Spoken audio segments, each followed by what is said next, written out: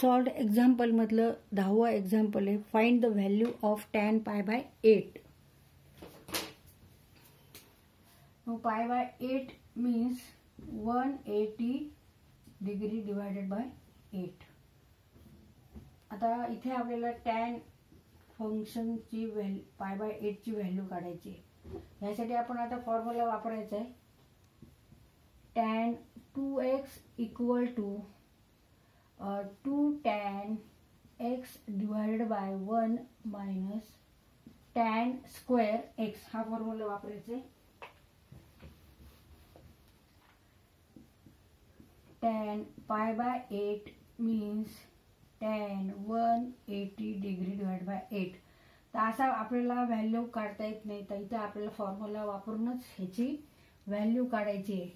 आता इथे आपण x इक्वल टू आणि 2x इक्वल टू काय ठेवायचे. x equal to π/8.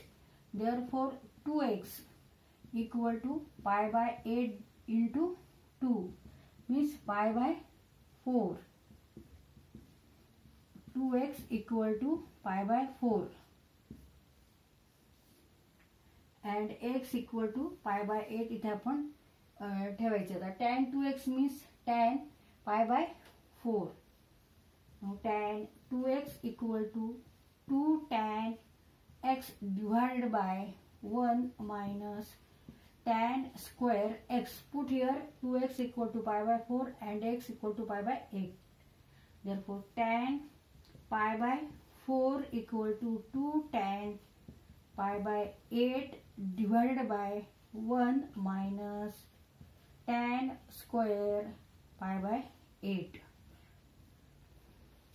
The tan π/4 means tan 180 degree divided by 4 means tan 45 degree and tan 45 degree is 1. Therefore here tan π/4 equal to 1. Now put y equal to tan π/8. इथे y equal to आपल्याला tan π/8 ठेवायचे आणि tan π/4 equal to 1. Therefore 1 equal to tan π/4 means 1. 1 equal to 2y divided by 1 minus y square.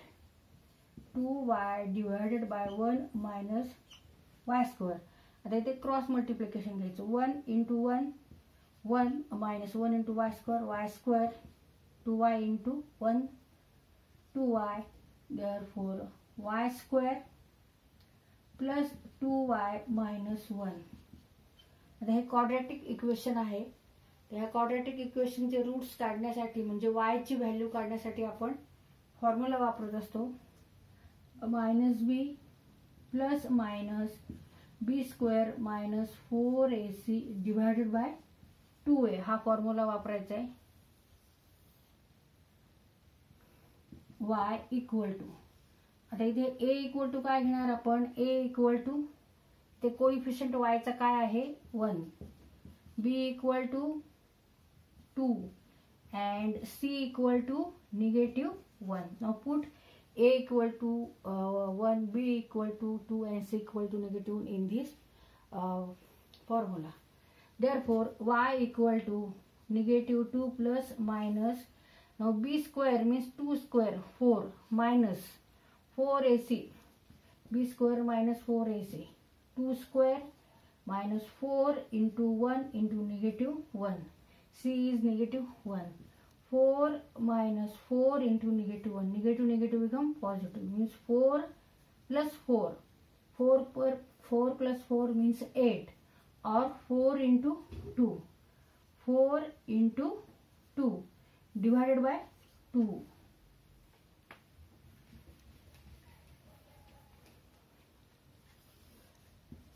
Therefore y equal to इथे आता आपण 2 नी divide करू न्यूमरेटरला आणि डिनॉमिनेटरला. पण इथे 4 स्क्वेअर रूट ऑफ 4 मीन्स 2. तर इथे आपण स्क्वेअर रूटच्या बाहेर घेऊ. -2 plus -2 square root 2 divided by 2. आता न्यूमरेटर डिनॉमिनेटरला 2 ने डिवाइड करायचं. Therefore y equal to -1 plus minus √2.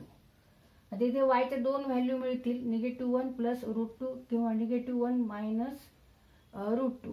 पण आता कोणती व्हॅल्यू घ्यायची आपण, हे कशाला ठरवायचं आपण, तर तो अँगल कोणत्या क्वाड्रंटमध्ये आहे तो. तर इथे π/8 means this angle is acute angle and it lies in first quadrant. Therefore, take here positive sign. Y equal to -1 plus √2. Why? Because π/8 lies in first quadrant, and in first quadrant tan π/8 is positive, or √2 minus 1. And y means what? Tan π/8. Therefore, value of π/8, tan π/8, √2 minus 1.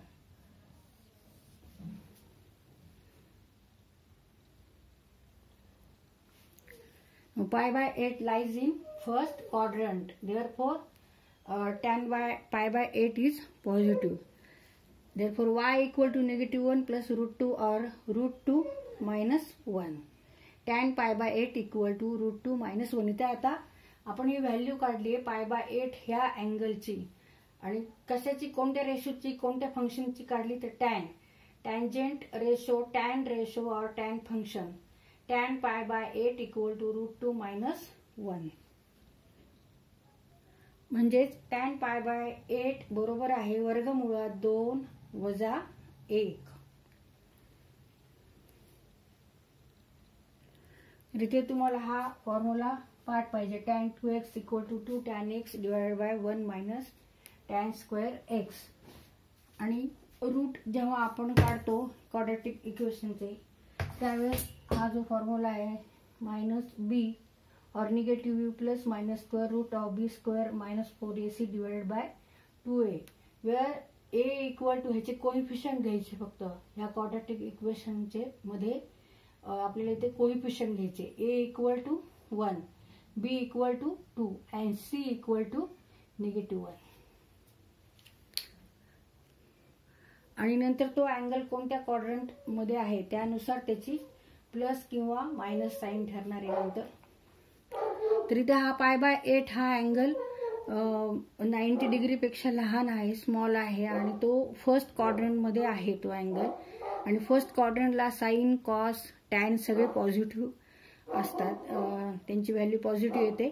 First क्वाड्रंटला y आणि x axis हे वर सगळे positive numbers असतात, त्यामुळे इथे value पण positive येतात, म्हणून इथे आपल्याला पॉझिटिव्ह घ्यायचं आहे.